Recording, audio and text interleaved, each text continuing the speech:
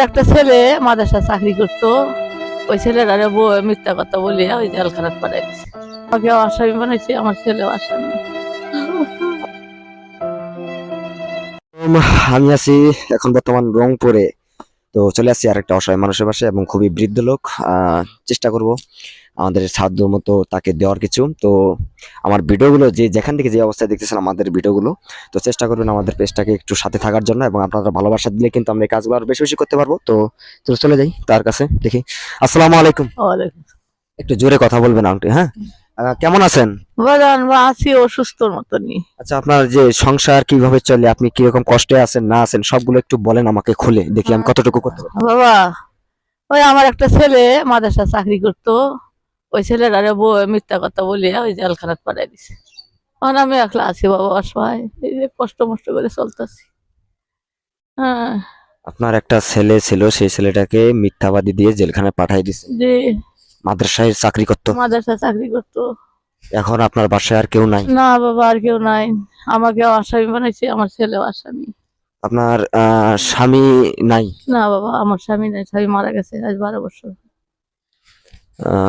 আপনার যে ছেলেটা আপনাকে ইনকাম করে খাওয়াইতো, সেই ছেলেটাকে এখন দুর্নীতি ভাবে আপনার জেলখানায় ঢুকে দিছে। এখন আপনি বৃদ্ধ বয়সে আপনি একাই আছেন। একাই আছি বাবা, একা আছি আমি। আসলে একা এই আছি। বৃদ্ধ বয়সে তো আপনার কাজ কাম করাও সম্ভব না। না বাবা, আমি এখন কাজ কাম করতে পারি না। তো ওনার অবস্থাটা দেখতে পাচ্ছেন, আসলে ওনাকে জিজ্ঞেস কি করবো, জিজ্ঞেস করতে গেলে আমারই নিজেরই খারাপ লাগতেছে।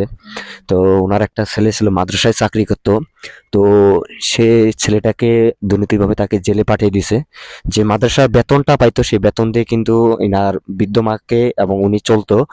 তো এখন উনার মার যে হাহাকার ভিতরে উনি কিন্তু কান্না করতেছে এই জায়গায়, বুঝতে পারছেন? আসলে এরকম মানুষ মানে দুনিয়াতে কিভাবে কাজ করে আমি জানি না, তবে আমি চেষ্টা করব যে ইনাদের পাশে আরো যারা আছেন দূর দূরান্ত, তারা অবশ্যই বেশি বেশি করে সহযোগিতা করবেন। আচ্ছা, আপনার কি ওষুধ কিনা খাওয়া লাগে? ওষুধ তো বাজান খাই, ওই ব্যথা ট্যাথার ওষুধ খাই। কত টাকা লাগে? লাগে এরকম মনে করেন যে 500-1000 টাকা লাগে। 500,000 টাকা লাগে? আসলে আমি মানে আমি যতটুকু আমি সম্ভব আমি মানে দিতে আসলাম কিছু, কিন্তু আমি আসলে আমি পারলাম না, আসলে এই মহিলাটাকে দ্বারা আমি পারলাম না। তবে আমি 500 টাকা তাকে আমি দেবো, তার সাথে আর কিছু দেবো। সেটা হলো আসলে কি বলবো, আসলে তার মানে ছেলে ছিল থাকার পরেও কিন্তু মানে উনি জেলে চলে গেছে। এখন ওষুধ কেনার মতো তার কাছে টাকা হয়তো আছে কিনা আমি জানি না, তবে তার আসলে নাই এবং খুব কষ্ট। ঠিক আছে, তো এই 500 টাকা আমার পক্ষ থেকে আমি আপনাকে ওষুধ খাইতে দিলাম আন্টি।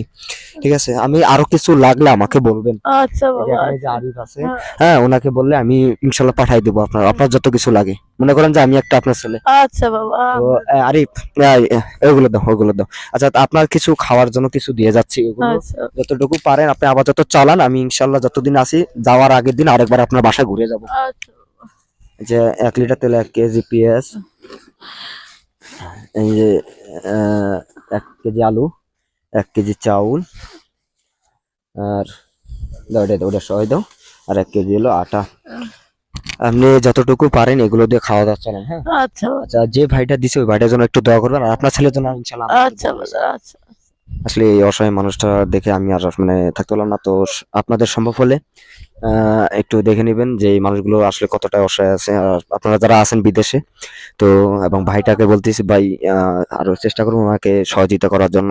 আমি আপনার কাছে একটা রিকোয়েস্ট করব, ঠিক আছে? ওনার কাছে একটু লোকেশনটা নিয়ে নাও, ক্যামেরাটা নিয়ে নাও ওনার।